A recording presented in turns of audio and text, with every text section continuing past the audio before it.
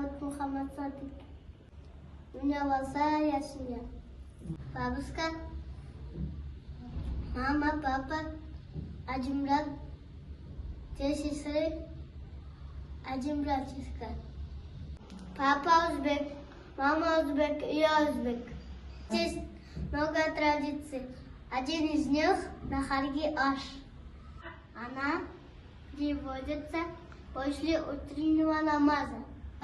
Подается свежие лепешки, сладости, салатачок, чучук и плов. Сюда приходит в основном мужчины. Плов готовится в большой казане и подают вот так.